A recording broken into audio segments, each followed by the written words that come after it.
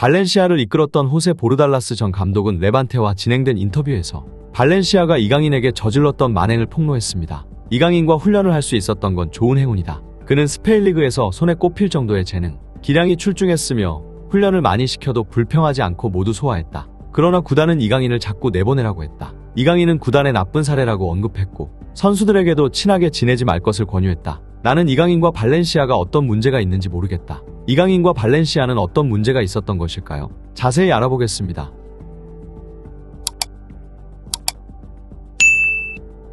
이강인은 어린 시절부터 축구 천재였습니다. 말을 떼기도 전에 축구공을 자유자재로 다뤘으며 초등학교를 다니기도 전에 축구 신동으로 이름을 알렸습니다. 같은 나이대 친구들과는 차원이 다른 축구 실력을 가지고 있었으며 어린 시절부터 선진 축구를 배우기 위해 스페인 무대로 향했습니다. 이강인은 스페인 무대에서도 남들과 달랐습니다. 2015년 로케타스 대 마르 대회에 참가해 발렌시아를 우승으로 이끌고 대회 MVP를 수상했으며 2016년에는 발렌시아 16세 대표팀에 선정되어 스페인 전국대회에 출전해 발렌시아의 준우승에 기여했습니다. 이 대회의 결승전에서는 수비수 2명을 제치고 환상적인 중거리 슛으로 골을 기록했습니다. 스페인 현지 언론은 연신 이강인의 플레이를 반복 송출하며 동양에서 온 축구 천재로서 이강인을 조명했습니다. 하지만 적은 항상 내부에 있는 것일까요? 너무나 뛰어난 재능으로 감독의 총애를 받던 이강인에게 주변인들은 점점 시기와 질투를 느끼기 시작했습니다. 키 작은 동양인 축구 선수가 주제 모르고 까분다. 스페인 선수들은 키 작은 동양인 소년에게 자신들이 밀린다는 것을 인정할 수 없었으며 감독의 총애를 받는 이강인은 더욱 눈밖에 나버리고 맙니다.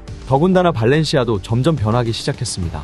이강인의 재능을 눈여겨본 레알 마드리드와 바이에른 뮌헨 등이 이강인에게 접근해 높은 주급을 제시하며 이적을 제안했지만 이강인은 어린 시절부터 자신을 품어준 발렌시아에 대한 의리와 함께 구단의 솔깃한 제안으로 인해 이적을 고사하고 계속 발렌시아에 남기로 하였습니다. 발렌시아는 이강인을 팀의 전술 중심으로 삼으며 충분한 출전 기회를 보장한다고 약속하였습니다. 하지만 계속되는 감독의 교체로 인해 구단 수뇌부와 감독 간의 이강인 기용에 마찰이 생기고 맙니다. 구단 수뇌부는 감독을 압박했습니다. 이강인을 써라. 이강인은 발렌시아의 성골 유스 출신이고 그의 재능은 수준급이다. 하지만 선수의 기용은 감독의 고유권 아닙니다. 특히나 유럽에서 축구 감독은 군대의 총사령관에 준한다고 말할 수 있습니다. 이래라 저래라 하는 구단의 간섭에 감독은 점점 이강인을 검은 백조 취급합니다. 발렌시아의 구단주인 피터 림은 성골 유스 출신이자 U20 골든볼 플레이어인 이강인을 발렌시아의 중심이자 주전으로 원했지만 당시 감독이었던 마르셀리노는 아직 이강인은 주전급 선수가 아니라며 구단과 마찰을 보였고 중간에 끼인 이강인은 어찌할지도 모른 채로 점점 시간은 흐르고 있었습니다.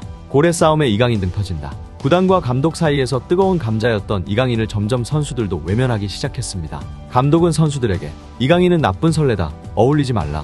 고 권고했으며 선수들은 감독의 눈에 나기 싫었기에 점점 이강인과 대면대면해지고 맙니다. 이후 마르셀리노 감독은 발렌시아를 우승으로 이끌었으나 구단과의 마찰로 경질되고 맙니다. 즉 이강인은 우승 감독팀을 잘라버린 원흉이 되면서 상황이 안 좋아지기 시작합니다. 그 이후 발렌시아의 온 감독들은 구단과 마찰이 생기기 시작하면 보란듯 일부러 이강인에게만 불이익을 줬습니다. 구단의 사랑을 듬뿍 받고 있는 이강인을 쓰지 않음으로써 일종의 시위를 한 셈이죠. 이런 상황 속에서 이강인은 발렌시아에 질리고 맙니다. 발렌시아와의 재계약을 보류하며 다른 팀으로의 이적을 염두에 두고 있는 상황. 이런 상황을 발렌시아가 곱게 볼 수는 없었을 것입니다. 감독까지 바꿔가면서 키워줬는데 재계약을 안 해. 괘씸하네. 이강인을 아끼던 구단마저 등을 돌리면서 이강인은 최악의 시기를 보내고 맙니다. 그럼에도 결국 꽃은 피는 법. 이강인은 짧은 출전 시간에도 불구하고 스페인 리그 베스트 11에 선정되는 듯 감출래야 감출 수 없는 재능을 뽐내고 있었습니다. 하지만 이미 발렌시아는 이강인을 내보내기로 마음먹은 상황. 스페인 최고 재능으로 꼽히던 이강인은 단돈 영원빵원에 마요르카고 이적하고 맙니다. 이날 발렌시아의 지역신문은 이강인의 이적을 대서특필합니다. 이강인의 이적은 발렌시아의 최악의 실수. 이강인의 가치는 5년 뒤면 2천억이 될 것이다. 구단과 감독 간의 기싸움으로 촉망받던 이강인을 내치고 말았다. 마요르카로 이적하고 나서 첫 시즌에는 큰 활약을 보여주지 못했습니다. 10년 동안 자신을 키워준 팀을 버리고 나왔다는 불편한 마음과 바뀐 코치진과 팀들 사이에서 1400분을 소화하며 한 골 3도움을 기록했습니다. 하지만 꽃피울 재능은 꽃피우는 법. 마요르카 적응을 마친 이강인은 스페인 무대에서 자신을 또 한 번 증명해내고 맙니다.